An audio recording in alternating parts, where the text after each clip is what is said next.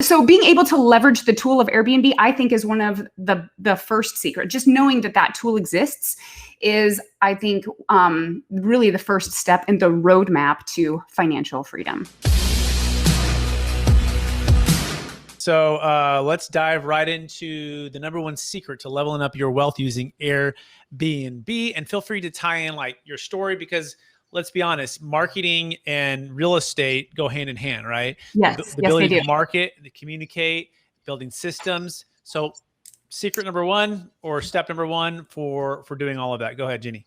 Okay, well, first of all, I think I do want to go back and clarify what I had said about how Airbnb is beautiful for anyone who knows about marketing, because they actually do all of the marketing for you. As a host, they bring all of the guests, they bring the buyers to the site. You don't have to do any kind of advertising. You don't have to do any kind of like yard signs or Facebook ads or Facebook Marketplace or Craigslist or whatever, all of the other kind of typical things that you might need to do as a real estate investor from a marketing perspective. Airbnb does that for you. They even do the vetting of the people. You don't have to do background checks. I mean, I know that's not marketing, but that's just in addition. They do kind of everything for you. You just get to be able to plug in to this amazing marketplace that has a bunch of actually rabid travelers right now. So being able to leverage the tool of Airbnb, I think, is one of the first secret. Just knowing that tool exists is, I think, really the first step in the roadmap to financial freedom. Excellent. Yeah, very well said. And by the way, my wife and I, we've done the Airbnb on both sides. We've hosted and, of course, traveled, and it's wonderful, right? In so many ways, but and it's so turnkey simple. Like they just literally make what could have been super complex. They've broken out all the steps, and they keep it continuously improving it as well, right? Yes. Thank you, Airbnb. All the folks that are listening to this, you guys are amazing. And you're right, zero advertising, because they're so well marketing themselves, and people are trusted. You know, all of it. We can go on and on. Okay, so A, knowing that it exists. What's step number 2 or B?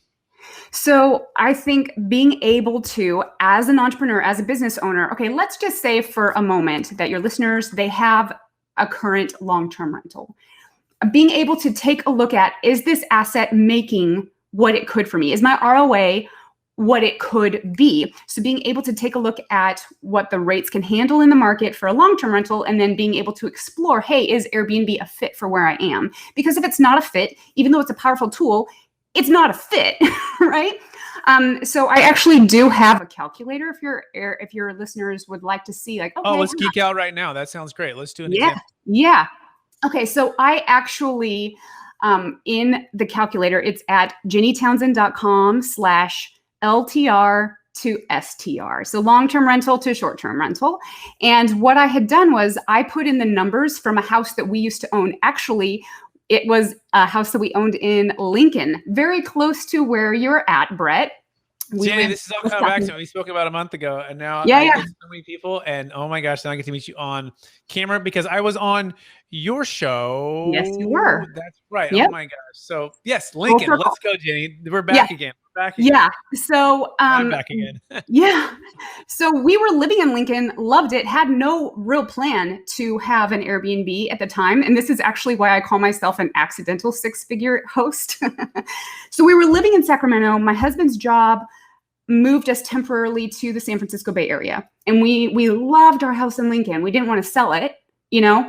And so what we decided to do, I really believe it was a moment of inspiration. I feel like it was just God being like, hey, like, I wonder if we could rent this place out furnished, because moving to the Bay, everyone lives in like a shoebox down there. So we're like, well, we're either going to have to sell this place, or we're going to have to rent it. We're going to like rent a storage unit. Ugh, I don't want to do that. And so we're like, let's just see if we can cover our mortgage. I'd be so happy. And it was like, boom, month 1 was profitable. Boom, like second month. And so we were actually in the Bay for a little over 3 years, and we were profitable every single month. And in fact, we only had 11 vacancy days the entire time. And we had kind of a unique situation. I know. But the thing is, why I love telling that story is it is so accessible. I didn't know what I was doing when I started. And we found out very quickly that we were undercharging. And so we were able to even like up level our own, what I accepted each month as like, all right, here's our goal. by over 1,000. Like it grew tremendously. And so it was this huge, amazing blessing that we had no idea was coming our way. So we were, and I share that to say, like, we were looking at, like, what if we did this as a long-term rental? And we had to account for the money that we would have spent in a storage unit. But now, for anyone who is in that kind of a situation, or if maybe not, like they're trying to figure out what they want to do with their primary home, but if they already have a long-term rental, what could that be doing for you if it was a short-term rental? And I'm happy to send over, it's a very simple calculator. You enter in numbers you already know, and there's a link to a tool that will give you what your property, like you just put in an address and it'll give you an estimated annual salary or annual like revenue potential for that specific property, which is really, really cool. And then you just see. Yes, by the way, it's GinnyTownsend.com. It's GINNY Townsend, TOWNSEND.com. And then the calculator is a link there, or do you need to force? So it's just, you go, I need to add a link to the homepage because I keep talking about it more and more. But the URL is LTR2, so TOSTR. So if you're turning a long-term rental to a short-term rental. And the example that I had was, it wasn't the house that we had on Airbnb. We actually lived in, we had 2 houses in Lincoln while we were there.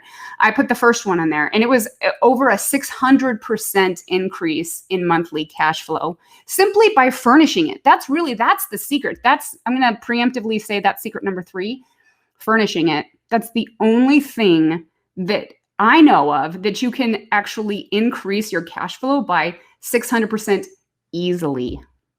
That's it. Amazing. Yeah. Okay. So So Airbnb, know that it exists. 2, get used to the site. Or number 1, and then number 2, do like an underwriting, like find out like what are some of the rental rates which you potentially do for that area. Number 3, furnish it. Okay. And then now, are you still doing those now? Do you still have those going? Yes. So we actually sold the one in California, and we bought a farm out on the East Coast. And we have a couple of farm cottages that we are fixing up, and they should be live by the end of this week. So we have 2 Airbnbs going live again this week. And I am so excited to enter back into it because I believe in it. I so wholeheartedly believe in it. And I feel like this is the right time to be in a short-term rental for sure. Everyone want to travel, want to get out. And by the way, you're in New York, right? What part of New York are you in? Hudson Valley. Hudson Valley. Okay, so about an hour outside of the city. Yeah. So if anyone's looking for an Airbnb in Hudson Valley, check out GinnyTownsend.com. Very cool. All right. So that's step 1, 2, and 3.